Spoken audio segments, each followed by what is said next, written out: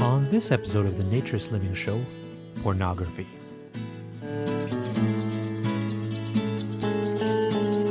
This episode of the Naturist Living Show is brought to you by Bear Oaks Family Naturist Park. At Bear Oaks, we offer traditional naturist values in a modern setting. Free your body, free your mind. www.bearoaks.ca.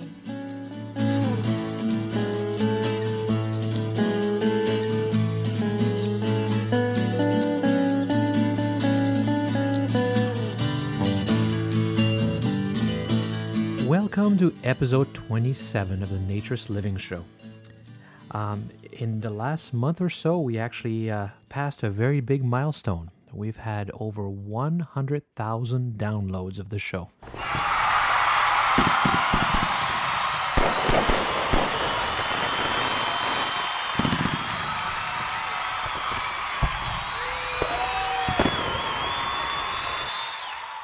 Now that's full downloads of the show, not hits to the website or page views or anything like that, but people who have downloaded a show that's between half an hour and an hour, which is many megabytes of download, and they've done full downloads of these shows, these 26 episodes, over 100,000 times. So that's thank you, because that's yourself who's listening right now and many others, and I appreciate your interest. I'm flattered that you are interested in what I have to say. I am encouraged by the fact that so many people are interested in the naturist message that I'm talking about. And I know that all of you listening are naturists because there's no pictures. This is one of the things I love about the audio podcast. It's very convenient, it's easier to produce, and you can listen to it anywhere you want. And there are many of these advantages that are good for any podcast. But in the case of a naturist podcast, because there are no images, I know that everyone listening is interested in the message, in the philosophy, in the ideals behind naturism that we're discussing. You're here to listen because you believe, not just because you're looking to get a little cheap thrill looking at pictures. So thank you, all of you, for listening, and I know the numbers keep growing, and I look forward to getting to 1 million downloads of our episode in the future.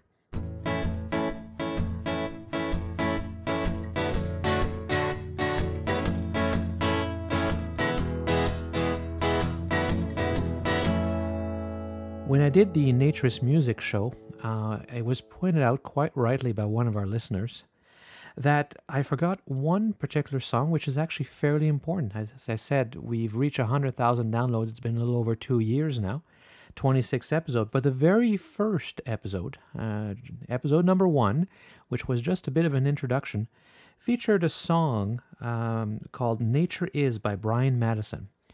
And so when I went through all the music, and naturist music that I had dug up and that I had discussed with the various artists out there, I neglected to mention this one. So I'm going to make this up now by playing the song. And before we get started on the more serious topic of this show, after pretty much exactly 2 years, we've had 100,000 downloads of the show. And this is the song that started it all. When winter gets me feeling low. Yeah. Oh, let's see how that is.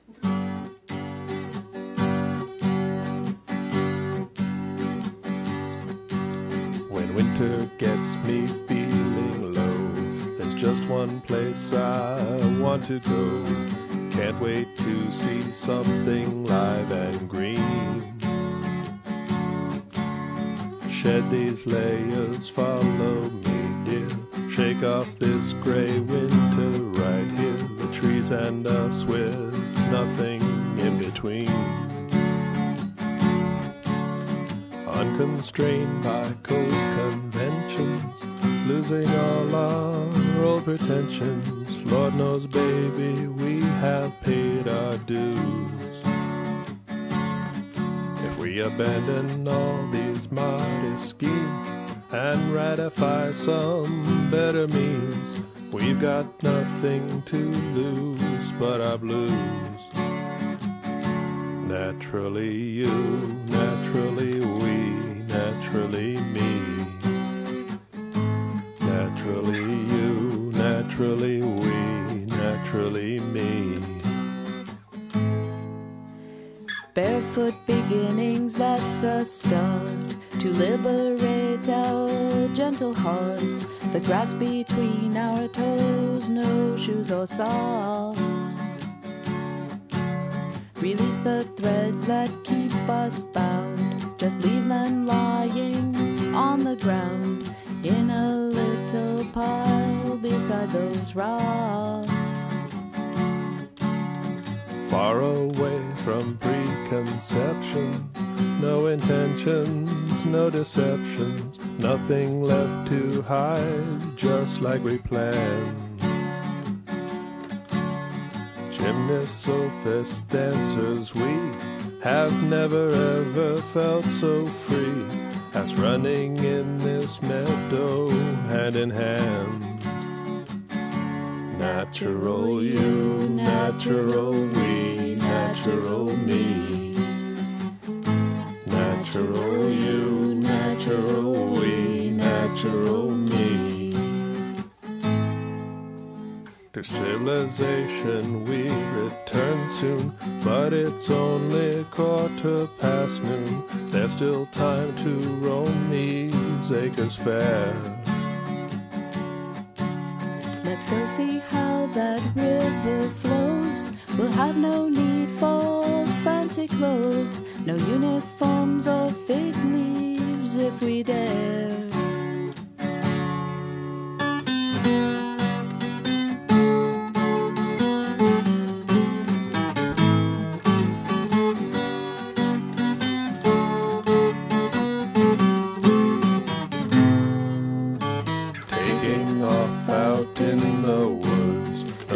Attached, no shame, no shoulds. We can just accept us as we are. No other way we'd rather be. Wearing smiles of joy we see. From social constructs we have come so far. The springtime breeze will welcome in, like a birthday born again, finding peace for life in our true skin.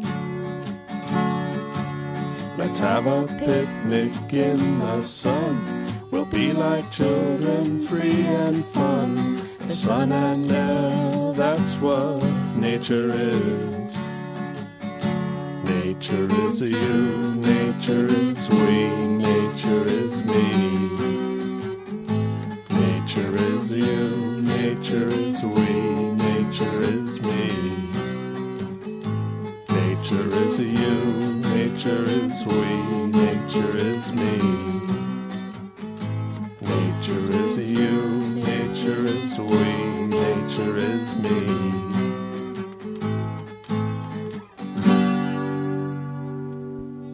So that was Nature Is by Brian Madison. So now let's move on to our slightly heavier topic of the day, pornography.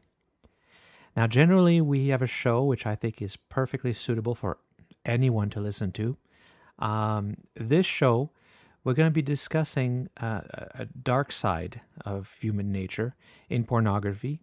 We're going to be dwelling into some areas that you may not be comfortable in. And certainly if you have children listening, if you're playing this in a car and there's children in the car with you, you might reconsider continuing to play the show at this point. You might want to save it for a time when you're by yourself. If you are particularly sensitive, you might also consider whether you want to listen to this show, because there's going to be some descriptions of things that are done in pornography which are going to be somewhat disturbing. So this is your fair warning.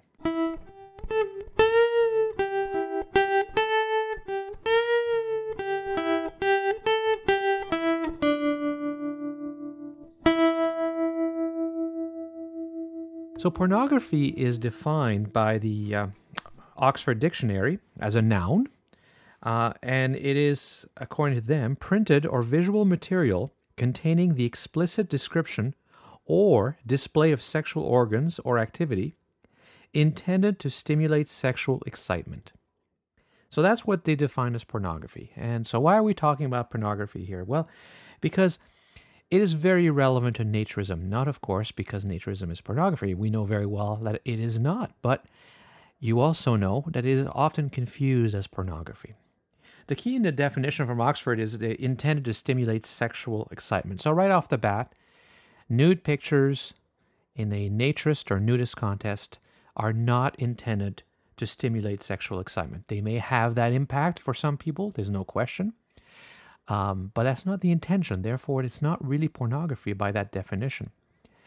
Because really any image could be designed to sexually stimulate people, and particularly if they have a certain fetish. So if they have a foot fetish, a collection of imagery of feet might be considered pornography because they are certainly intended to stimulate sexual excitement. Those are not sexual organs, and I guess it's probably not sexual activity, although I guess it depends on what your idea of sexual activity is. But it could still be a pornographic material to some people, and I know that some people collect them with that idea in mind because of whatever fetish they have that turns them on. So pornography is a very important topic for us to think about and be aware of and understand because naturism is often confused as pornography. It's confused to our detriment. One of the best examples was PayPal in 2008. The Federation of Canadian Naturists had been using PayPal to collect online payments for 4 years without any problems. And then suddenly, without any notice, any discussion, our accounts were shut down. In fact, the money that was in the account was even held for a period of time. And the reason they gave us, you never managed to get much of an answer out of PayPal. A lot of these sites make these arbitrary decisions and then hide behind faceless policies and emails, and which seem fairly inhuman, perhaps not even responded by human, perhaps fully automated, who knows. Couldn't get anybody to discuss it on the phone, couldn't get anybody to give us a personalized answer. Everything seemed to be a template response. And basically they were telling us that we'd violated their service agreement because we had, quote, sexually oriented goods or services involving minors, or services for which the purpose is to facilitate meetings for sexually oriented activities. I don't know how being a member of the Federation or subscribing to Going Natural could count, but essentially, they had defined their pornography, and they believed that what we had was sexually oriented goods. And obviously it isn't, but sexuality is in the eye of the beholder. And certainly things that turn you on may not turn others on. So this is a perfect example, and it's not the only one. Most mainstream websites ban pornography, although they never define it, and their definition may include naturist images, or even naturist thoughts for that matter. And a lot of them ban mere nudity as well, because they think that nudity, of course, is sexual. I haven't used PayPal, by the way, since then. I have no account. I don't buy. I refuse to buy, and I tell everyone why, because I don't like their policies. And I would urge all of you to not use PayPal. Use alternatives, but don't use PayPal, because they did not deal with us or many other naturist businesses that have had their PayPal accounts suspended. They have not dealt with any of us very well, and they have not certainly shown us any respect. But back to pornography, there's also a naturist or nudist fantasy out there, and that really hurts us. It hurts us because the PayPals of the world see those and believe that we are pornography. If you listen to episode 26, the last one on exploitation, I touched on that. That is people who use us and hide behind the cloak of legitimacy that naturism can provide for their imagery that they want to sell to people who have whatever fetish. And, there's been a lot of media, videos, articles, pictorials in adult magazines about nudists and what really goes on in nudist places. And, I remember growing up seeing Playboy images of nudist, quote unquote, frolicking. Of course, they weren't real nudists, and they certainly weren't typical women that were in the imagery. But that was being sold, and that's an image that sells. I ran across once in a website a picture that was on a beach where I had been. I had been when that picture was taken. It was a naturist picture that had been stolen from somewhere, taken completely out of context, and it had a caption to make it worse that said that just after the picture was taken, the entire beach turned into a big giant orgy. And of course, people are just standing around. There's not much going on in this picture. It's a fairly boring, normal naturist picture. But of course, here they were selling a fantasy, which was completely false because I was there, of what was happening theoretically after this picture was taken. So that apparently sells. It apparently stimulates some people who have this fantasy of what naturism below the surface really is. And as we talked in the last show, there are places that actually are like that, and they call themselves naturists, doing none of us any favor, harming the movement greatly, because they call themselves nudists or naturist places when they really are just places for sex, places where there is no naturist philosophy. It's strictly about the nudity and generally the sex that goes with it and the objectification and the sexualization of it all. Really not much different than a strip joint. So that really hurts. That's pornography really hurting us. That's the naturist porn fantasy, which isn't real, which is out there. But most importantly, pornography really goes against naturist values. That's at the real core of naturism. Because naturism is about respect for self and for others and for the environment. So the environment doesn't really fit into this, but the respect for self and others is certainly there because a lot of porn hurts people. It hurts the consumers of porn. It hurts men probably the most, despite the fact that it's the women that are debased and made to look like objects. I think the psychological harm is even more intense on men. But it also hurts the performers who are really forced to do these things. I know there's all these stories, which really are fantasies, I believe, of all these women that want to be porn stars. And of course, they're going to say that if they're going to sell. But, it's just like the old story that women really want to be prostitutes. You might rationalize what you're doing for a living. But is it really a free choice when it's the money, the easy money that can drive them to do it? But these are just my opinions and my thoughts, which I've had for a number of years. It's something I've been pondering and thinking and aware of because of the naturist indirect connection to pornography. Naturism and pornography are sadly very closely linked, even though we're actually always fighting for the opposite, which is why we're often accused of being overly sensitive about sex, because we're always being mixed up with pornography. We are not. We're the opposite. And then in October of 2010, I heard an interview on CBC Radio. For you folks who are listening who are not in Canada, the CBC is the Canadian Broadcasting Corporation. You may be familiar with the BBC in the UK. That's the Canadian version, the CBC. In the Australia, it's the ABC, the Australian Broadcasting Corporation. It seems like all of us Commonwealth countries or former British colonies have a variation on the public broadcaster. Anyway, on this show, they had Gail Dines. She was debating whether porn has hijacked our sexuality, which was exactly consistent with what I've been thinking and saying. She's a professor of sociology and women's studies in Boston, and her writing and lectures really focus on the hypersexualization of culture and the ways that porn filters down into mainstream pop culture, into our society. Her work on media and pornography is everywhere.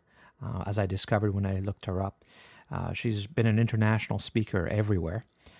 She's a very, very prolific author obviously in newspapers and magazines.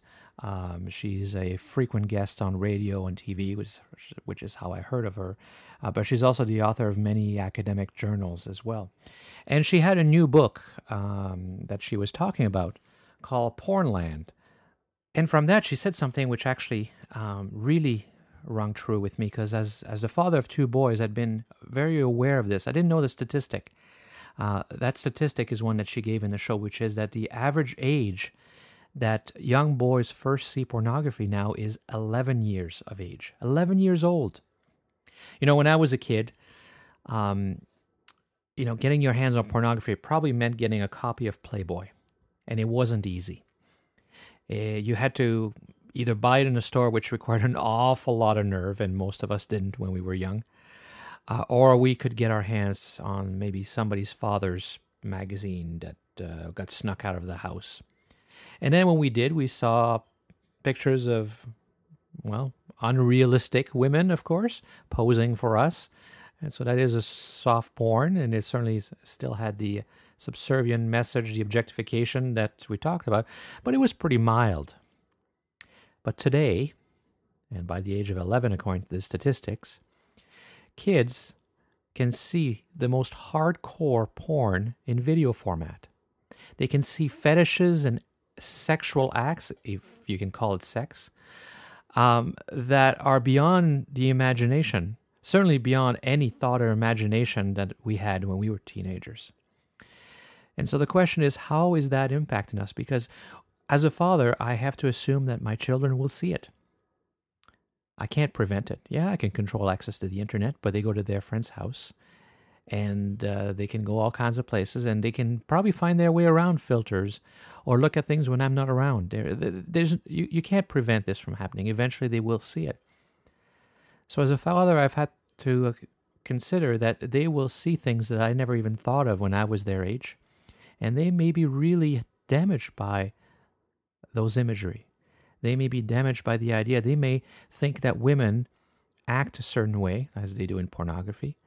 They may think that women want certain things that isn't really true. They may get a really warped sense of what relationships are like and what women are for and what they are for and how they're supposed to act. It's very disturbing. And so since I can't prevent it, I have to assume that I have to talk to them to make sure I can give context. And it's very strange because, as hard as it has been for parents to talk to their kids about sex in our society, for us actually, in our family, we've been fairly open talking about sex, and perhaps being a naturist has made that easier. But I digress. Beyond that, we have to not just talk about sex, we have to talk about pornography.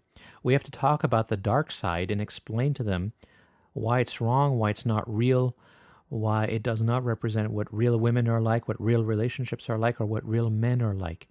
We have to prepare them or give them context in case they've already seen it. And that's an even more awkward conversation to have than any sexual conversation you might have about where babies come from and how they're made.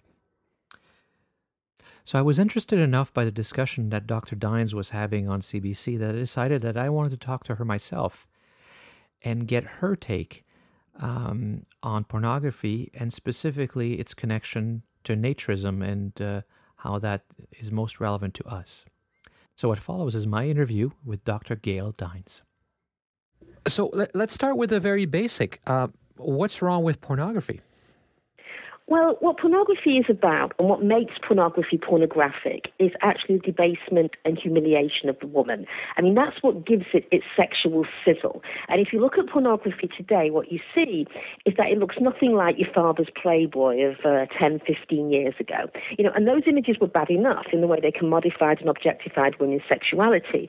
But today, you've got a whole new level of violence and degradation and cruelty, really. And when you look at the images in pornography, what you see basically are women being tortured. I mean, women being gagged with a penis, women being penetrated anally, sometimes, to such a degree that for many women in pornography, one of the big problems are the anal prolapses, where literally their anuses drop out of their body, where you've got things like ATM, which is ass to mouth, where men put their penis in a woman's anus and then without washing puts it in her mouth or another woman's mouth.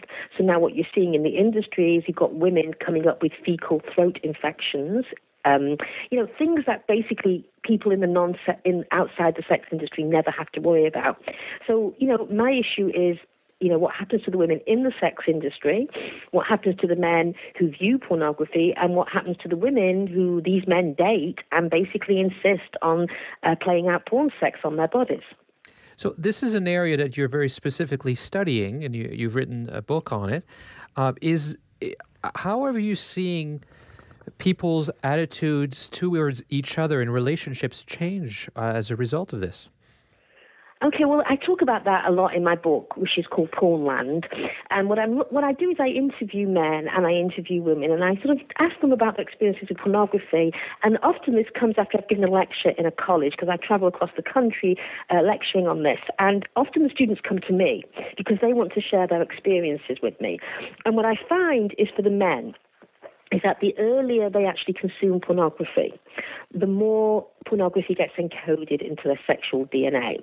The more they want to play out these acts on their girlfriends' bodies, the more they have difficulty in forming intimate relationships. Often they tell me that they have difficulty just staying aroused with their girlfriends or partners, and that what they have to do to stay aroused is to conjure up images of their favorite pornography scene in their head in order to stay aroused. Sometimes they even lose interest in pornography, in sex with women, because pornography is actually, it's so easy. You don't need to talk to her, you don't need to engage with her, you don't need to buy dinner, you don't need to do anything. You can just basically, masturbate to her, and when you're finished, put her in the closet or turn your computer off or whatever you want to do with it. What it does is it really cuts across men's ability to form connected, intimate relationships with women. And also, after you've been masturbating to what is really industrial sex, which is what you have in pornography, actual sex with another human being looks boring and banal in comparison. And so I think that explains also why a lot of men, say that the sex with their girlfriend just doesn't cut it anymore. It's just not exciting, it's not arousing, it's not interesting. And it makes sense as well when you look at the psychological studies on this, because what they found is that the more men actually use pornography, the more they become desensitized to the images, and the more they need to keep ratcheting up the levels of cruelty and violence just to stay interested. So, there's a lot of empirical evidence to show this, and also from my interviews, it's definitely having a profound effect. So how far does this go? If men have to keep ratcheting it up, where does it end? Well, this is a very good question, actually, and one that the pornography industry is facing. And when I interview the pornographers, one of the things that they tend to say is that they're running out of ideas. Because, really, when you look at pornography today, they have literally done everything you can to the woman's body, basically short of killing her. And they're really running out of these ideas. What can they do? So I think one potential place where pornography is going is actually towards children. Now, remember, the industry is a multi-billion-dollar-a-year industry connected to mainstream corporations, especially credit card industries, hotels, which now make $500 million a year just on pornography sales. In fact, hotels make more money from renting pornography than they do from the minibars. So that gives you a sense of the size of the industry. So, this is an industry that needs to stay within the law because of the amount of money that's actually invested in it. So what they did in 2002 was actually the Free Speech Coalition, which is the lobbying arm of the porn industry, basically lobbied the Ashcroft Supreme Court to say that the 1997 Child Abuse Prevention Act, which said that you couldn't have under 18s in pornography or women who looked under 18. Basically, the Free Speech Coalition said that narrowed the free speech rights of the pornography industry and that they should be allowed to have people in who looked under 18. The Ashcroft Court agreed with them, and now you have a new law. And what you've seen after this law is an explosion of sites that I call pseudo-child porn sites, where actually they look very much like child porn sites. I'm sure the woman in it is 18, given that, as I say, they want to stay within the law. But what happens is in the actual imagery, they look like they're 12 or 13. So what you're doing is you're basically entering to a whole new niche market. We're getting grown men interested in children as potential sex partners.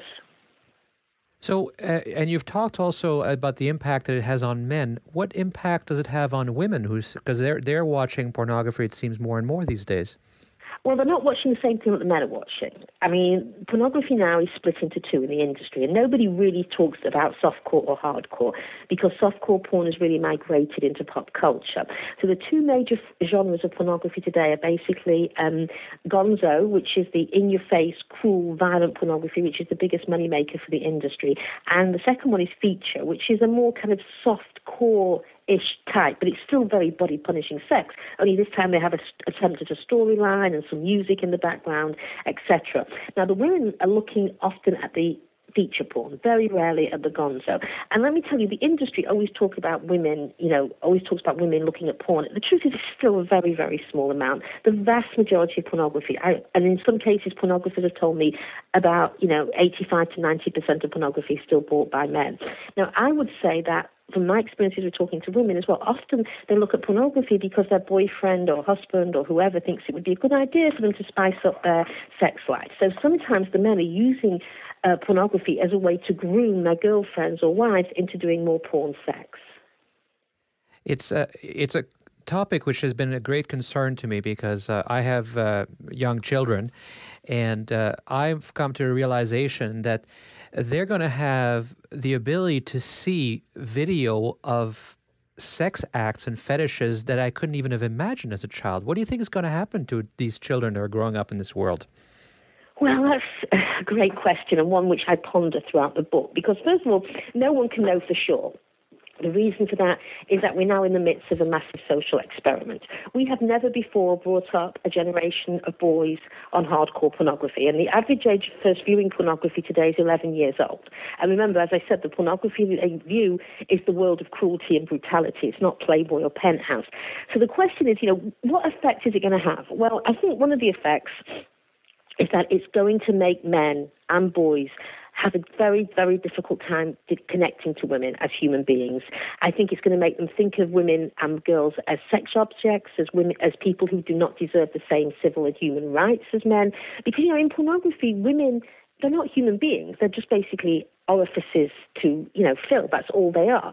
Any human qualities that you see are completely stripped away from women in pornography, and instead what's delivered up is, just as I say, a series of holes. Now, what do I think is going to happen? I think the boys are going to become increasingly desensitized to women as human beings, and I think the girls are going to increasingly see themselves as just sex objects. And one of the things that's going on now is what psychologists call internalized sexual objectification, where girls are really learning to objectify themselves in their own eyes, where they're really taking on what we call the male gaze, the image of themselves as men would look at them. So you see girls now wearing clothes which are hypersexual. You see very young girls wearing hypersexual clothes. They even have sort of push-up bras for juniors today, prepubescent girls. So I think what you're going to see is a whole ratcheting up of the hypersexualization of our culture. Now, in terms of girls, there was a study done by the American Psychological Association which looked at what happens when girls sort of over-sexually objectify themselves, and what they found was for these girls, there was an increased rate of anorexia, bulimia, drug abuse, alcohol abuse, depression, anxiety, all of these things. So, we know from research that the more girls begin to self-objectify, the more they hypersexualize themselves, the lower their self-esteem. So that's what's affecting girls. And I think the other thing that I talk to my students about is there is no sense anymore of a sort of sexual ethic or sexual integrity. They don't know what it is to have any integrity of the body. That if they want to have boyfriends, if they want to date or hook up, then basically they have to do what the guys want them to do. Remember, these guys are learning their sex education from pornography. So we're not talking about any connected sex here. So what would you suggest to parents who want to raise healthy children, healthy boys who respect women, but who undoubtedly will see this, if not at their house, at their friend's house? Well, there's two answers to that. There's the sort of micro individualistic answer, which is you have to do media literacy with your children. You have to talk about media effects. You have to introduce them to media and analyze it and give them some kind of immunization to the power of the image. And you also, I think, need to be very careful in terms of the peer group that your kids develop, although, of course, as parents, you often have little actual power over this. So, you can do little things like that. You shouldn't have no kid should have a computer in their room. The computer should be in the middle of the house.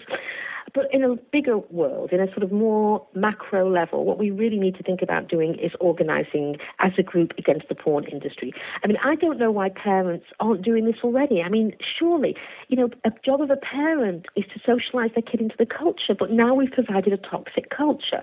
So you've made the job of a parent impossible. And so I think the next major social movement, the next major rights issue should be parents who have an absolute right to decide the culture that their children live in. And at the moment, the pornographers and the pop culture corporations are the ones deciding and determining the nature of the culture. So I think we need a massive movement. And towards this, I just want to encourage people to go on the website of Stop Porn Culture, where we have resources and ideas and articles, etc. And one of the things we try and do at Stop Porn Culture is to get some kind of a movement going, not only in this country, but all over the world, to begin that organizes people against pornography. And I would like to see parents spearheading this, given that they're in a almost impossible situation today.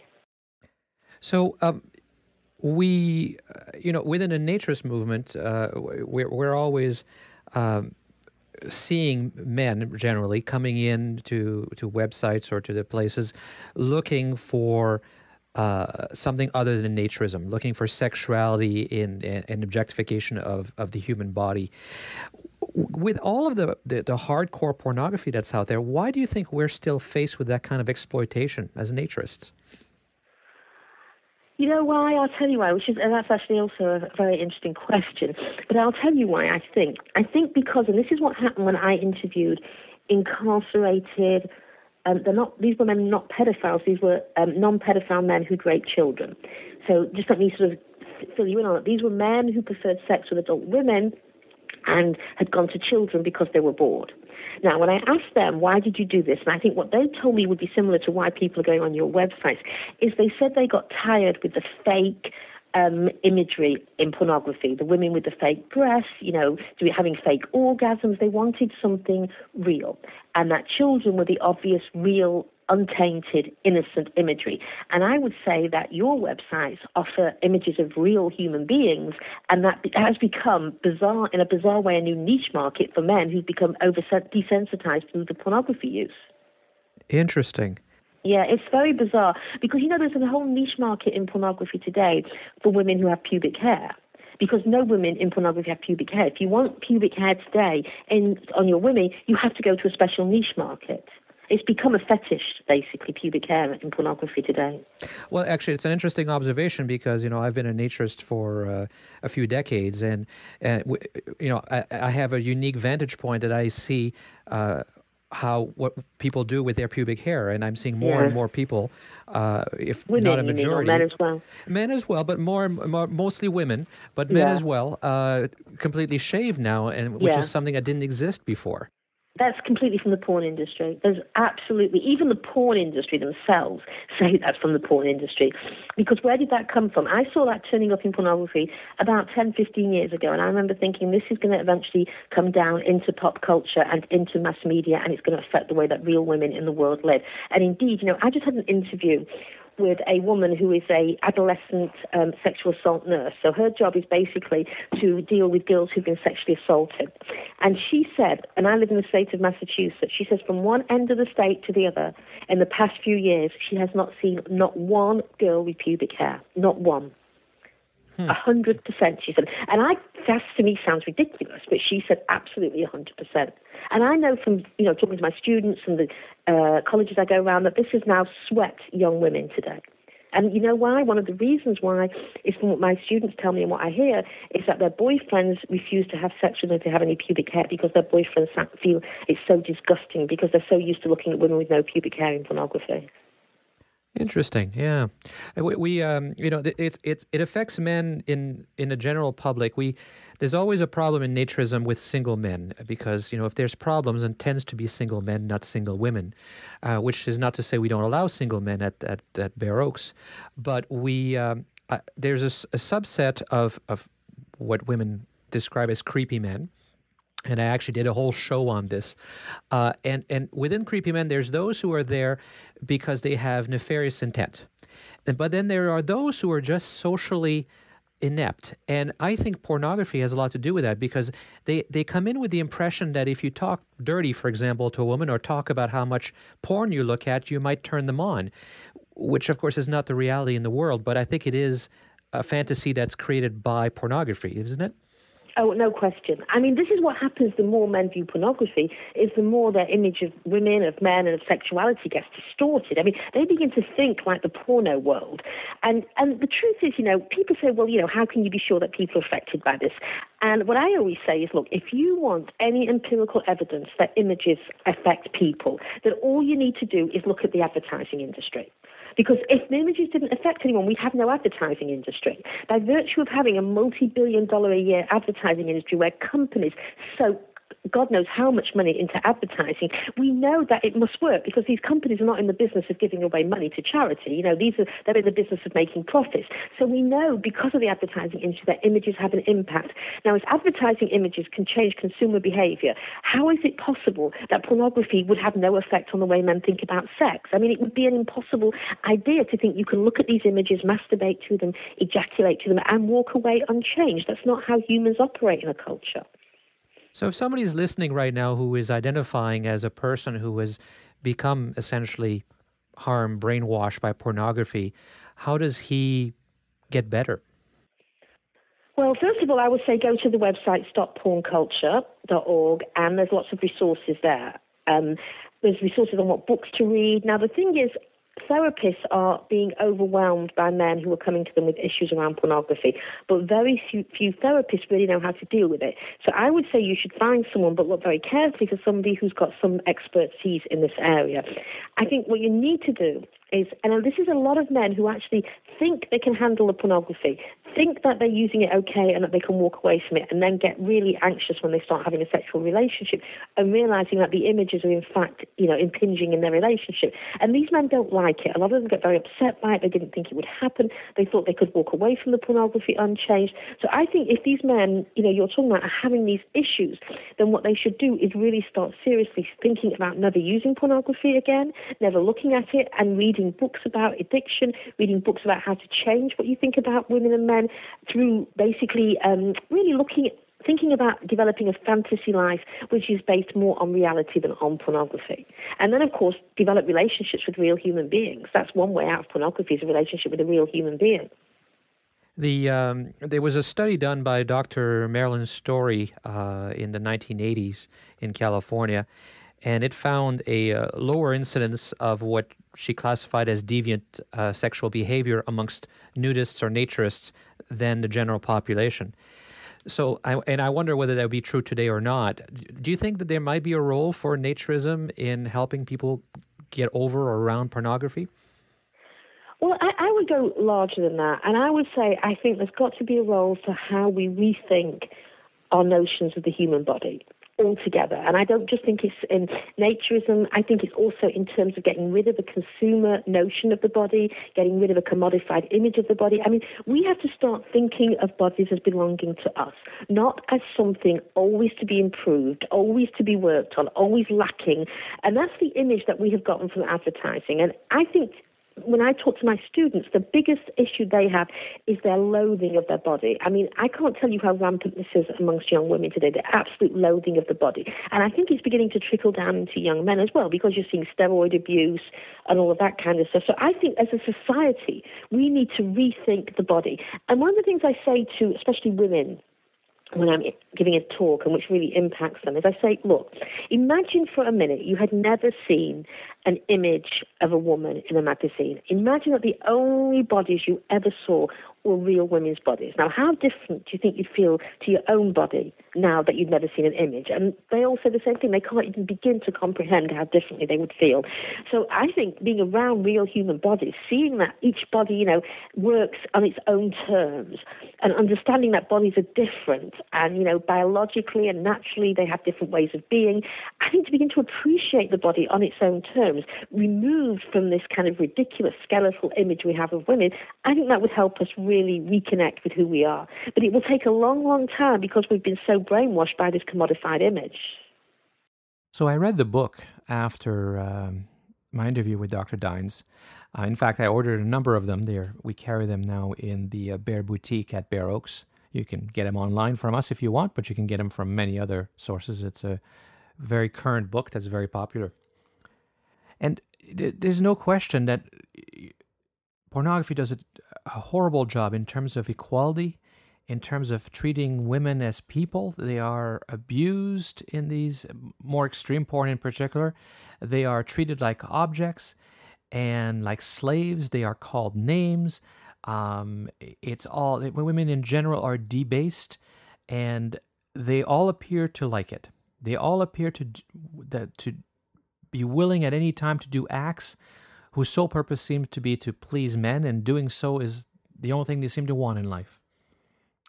It certainly affects the sense that women have of themselves and what their role should be in the relationship, because although they don't generally watch porn the way men do, or boys and girls do, the girls and the women are still impacted because what the men see affects what they want.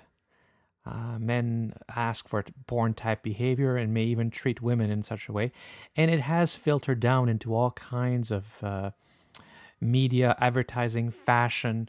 You see references to it all the time in mainstream show without actually seeing porn. You hear references about it all the time. So it affects women's sense of self. But I still think, and I think that's also what Gail was saying, was that men are most hurt by porn, and in turn, therefore, hurt women, because they learn bad technique. I mean, a technique in porn is not anything to really give yourself the best satisfaction, based on my experience. It's designed to give the best possible visual performance for the audience. It suggests an ability to act sexually that is unrealistic and is actually really only obtained through artificial means and drugs and injections and all kinds of strange things that male porn stars have to do. And as a result, men may feel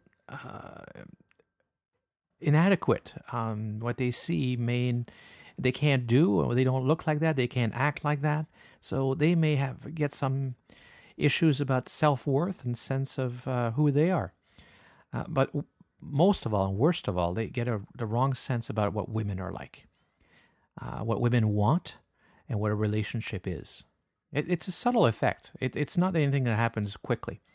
It builds up over time, from the earlier pornography, as Dr. Dines talks about, to building up to harder and harder as they become a little desensitized to what they're viewing, because there is no relationship. There is no intimacy. The sexuality is based on solely on this visual elements, and it's reinforced by a very, very powerful reinforcing mechanism, orgasm. They masturbate and they get an orgasm, and that's a very strong reinforcer. We are no different than many other animals, and people are easily trained. You may have heard of Pavlov in the early 20th century. I did a bunch of experiments. Pavlov's dog is a cliche. The dog, essentially, they would ring a bell every time that dog was fed, and so the dog quickly started to associate the sound of that bell with food, and then they only had to ring the bell to make the dog salivate. Humans are no different. You reward with something, and you reinforce behavior. So, there are men too that have never had a relationship, a real strong, intimate relationship, and until you have, you can't understand how much more powerful sex can be when it is intimate with somebody you love, when there's a connection with the other people, when you are pleasuring each other as one, when you're working together. There is nothing better than sex in a situation where you have intimacy and close relationship, where you have human contact. It's so much more powerful than pornography or masturbation. Otherwise, what some of the sex that these men are having, even when there's a woman involved, because they've never learned how to have that relationship, is nothing really other than masturbating with a woman. And so that's possibly why they never develop that connection, because they don't know what's possible. They don't know what's out there. But it could also be that they've been damaged by years of watching too much pornography. And I'm not saying that all sexual imagery is bad. And I'm not saying that there's anything wrong with watching sexy stuff, especially the milder stuff, if it's about the relationship and if it's about people being equal, if that's the imagery you're looking at.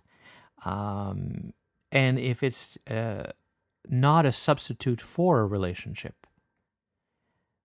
And if you can understand the connection between sex and relationship and intimacy. That's the key. And I would really recommend this book. I would really urge everyone to take a look at it. Borrow it from the library or buy yourself a copy. It's called Pornland, How Porn Has Hijacked Our Sexuality by Dr. Gail Dines. But I've got to warn you, I've read this whole book, and it has some really graphic descriptions. There's no pictures. So there's no porn in it other than the verbal descriptions. And some of these are very disturbing.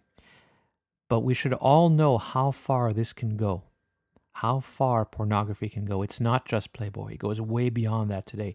And our kids can see that. Our kids will have access to it. And what kind of fetishes will develop as a result of these things? Who knows? How are we going to warp the future generations with these kinds of images? I don't know, but it really worries me. So everyone should read this. And everyone should therefore understand that naturism is actually the opposite of pornography. We are here because we believe in respect for self and respect for others and respecting the human body. We want to de-objectify the human body. Nudity is not about sex. Breasts, penises, bums, legs, whatever, are part of the whole about the person. This is not to say that we are not sexual beings. We are very much sexual beings, and sexuality is a wonderful part of who we are and what we are. But we have to realize that the most powerful sexuality comes from the mind, and it is in the context of a relationship with intimacy. One of the funniest thing that happens at Bare Oaks is I get two very, very common questions. These are the two most common questions by men. The first one is, what do I do when I have an erection? I think everybody's heard of that one who's been in naturism for a while. The second most common question, strangely enough, is almost the opposite. I'm concerned that if I see women naked all the time, I'll lose my sex drive. I'm not going to get aroused and turned on anymore by women. And that shows you right there just how warped our sense of sexuality through society has become. We believe that sex is all about what we see as men only. And if we get used to it, there will be no sex. We don't understand that sex is about a thought, a look, feelings we have for each other. My wife and I can look at each other from across the room and give each other a look, and we know what we're talking about. If sexuality was only about nudity, then after you've been in a relationship with somebody for more than a few weeks, it'd be gone. There'd be no turn on anymore, right? Because you've seen them naked and you're used to it. I've been married to my wife for 15 years, and I'm still not used to her. Well, not used to her in a way that I'd be bored. I'm very used to her, very comfortable with each other, but we still have a wonderful sense of sexuality with each other. A very intimate one and a close relationship. So naturism is about respect for self and others. And therefore, it's the opposite of pornography because it pushes for relationships that are based on equality and intimacy, which are so much more powerful. And so we maintain our sexuality. And we are sexual beings. We are not denying that there is sexuality in being human. But we do recognize that it's much more complex than just a visual. And so we don't need hardcore pornography, or fetishes for that matter, because we're turned on by just being human, by just being who we are. We're turned on naturally by our relationships with each other. In fact, in 1987, Dr. Marilyn Story published a paper in the Journal of Sex Research where she showed, amongst a few other things, that nudists, that's the term she used. As we know, I prefer naturists, but she talked about nudists. She showed that nudists had a lower incidence of deviant sexual behavior than the general public. Like the nudists were less likely to engage in non-normal or abnormal or non-mainstream sexual behavior than average. So I guess that kind of shows that we don't need it. It shows that in some ways we're more normal than normal. So naturism is the very antithesis to porn. Contrary, of course, to what the general public seems to think about what naturism is. So we have to keep putting that message out there. And we have to be clear that we are against hardcore pornography.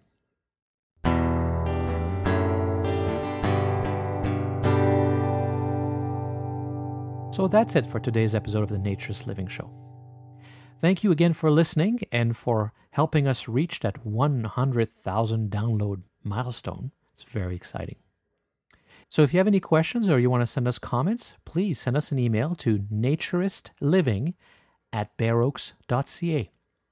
And as usual, you can find links and additional information about a lot of the topics we discussed in this episode in the show notes, and that's found on the official website at naturistliving.bareoaks.ca, not .com.ca, because we are in Canada. So join us again in about a month for the next episode of the Naturist Living Show. This episode of the Naturist Living Show was brought to you by Bare Oaks Family Naturist Park. Traditional naturist values in a modern setting. Traditional values means that naturism is more than just taking your clothes off. It is a life philosophy with physical, psychological, environmental, social, and moral benefits. Bare Oaks Family Naturist Park strives to promote those naturist values in a modern setting that provides the amenities and services that our members and visitors expect. Free your body, free your mind. Learn more at www.bareoaks.ca.